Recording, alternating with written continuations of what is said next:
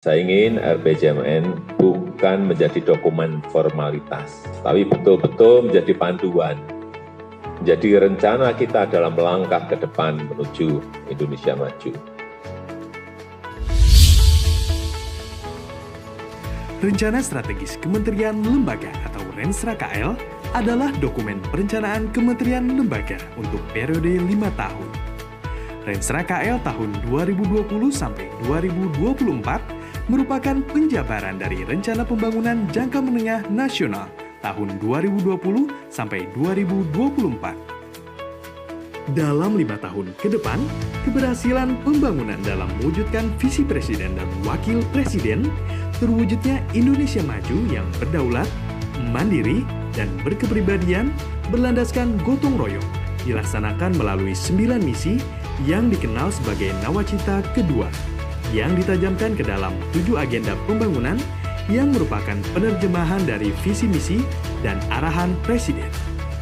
Renstra Kementerian Keuangan tahun 2020 sampai 2024 telah ditetapkan melalui Peraturan Menteri Keuangan Republik Indonesia Nomor 77-PMK.01/2020 pada tanggal 30 Juni 2020.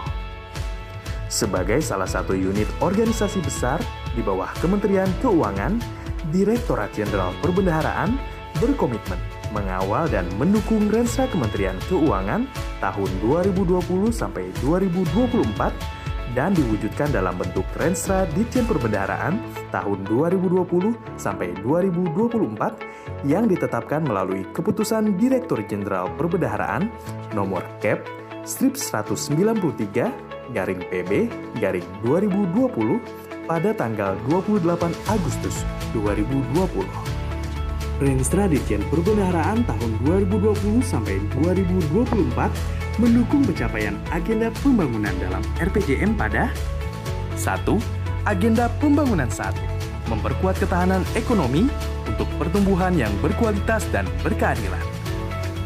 Pemerintah memberikan yang namanya bansos produktif, yaitu bantuan modal kerja. Ini sudah dipegang semuanya?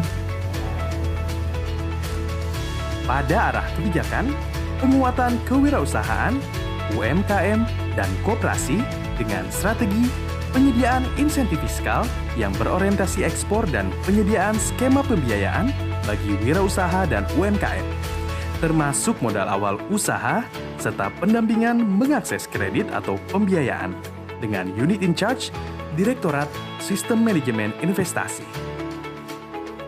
Dan pada arah kebijakan, penguatan pilar pertumbuhan dan daya saing ekonomi dengan strategi reformasi fiskal melalui penyempurnaan regulasi PNBP, peningkatan kepatuhan dan intensifikasi pengawasan PNBP, peningkatan PNBP dari pengelolaan BMN dan kinerja BLU, serta pengembangan layanan berbasis digital untuk meningkatkan PNBP dengan unit in charge Direktorat PPK BLU.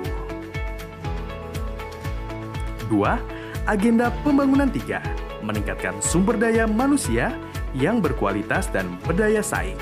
Pada arah kebijakan, mengentaskan kemiskinan dengan strategi akselerasi penguatan ekonomi keluarga melalui fasilitasi pendanaan ultramikro bagi individu atau kelompok usaha produktif dari keluarga miskin dan rentan yang kembali dikawal oleh Direktorat SMI.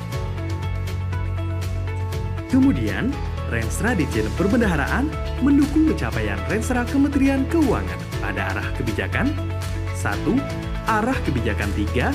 Pengelolaan belanja negara yang berkualitas untuk mewujudkan kondisi alokasi belanja pusat dan TKDD yang tepat dengan strategi optimalisasi monitoring dan evaluasi serta penilaian dampak belanja pemerintah pusat dan TKDD dalam rangka perumusan kebijakan untuk mendukung perencanaan dan penganggaran yang berkualitas dengan Direktorat PA sebagai unit in charge. 2. Arah kebijakan 4.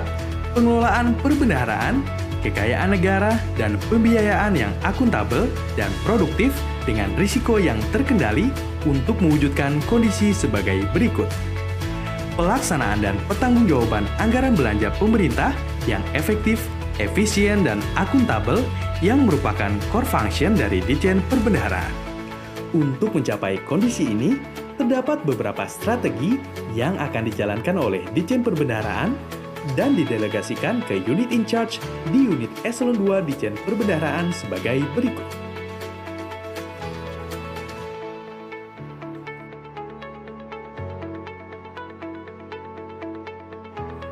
Arah kebijakan 5, birokrasi dan layanan publik yang agile, efektif, dan efisien dalam Renstra Kementerian Keuangan tahun 2020 sampai 2024 juga merupakan mandat dari Ditjen Perbendaharaan. Di dalamnya, terdapat dua kondisi yang ingin diwujudkan, yaitu yang pertama adalah sistem informasi yang andal dan terintegrasi. Untuk mencapai kondisi ini, strategi yang akan dijalankan oleh Ditjen Perbendaharaan dengan Direktorat SITP sebagai unit in charge. Kondisi kedua yang diharapkan adalah pelaksanaan tugas khusus yang optimal. Untuk mencapai kondisi ini, ada 3 strategi yang akan dijalankan oleh Ditjen Perbendaharaan dengan BPD PKS, PIP, BPD LH sebagai unit in charge. Strategi-strategi Ditjen Perbendaharaan sebagai bentuk dukungan terhadap arah kebijakan 5 dapat dilihat pada tampilan berikut ini.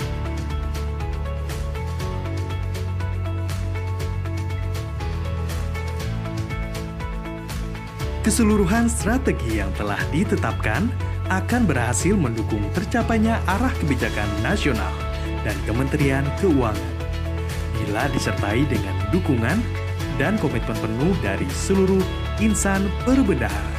Unggul tingkat dunia.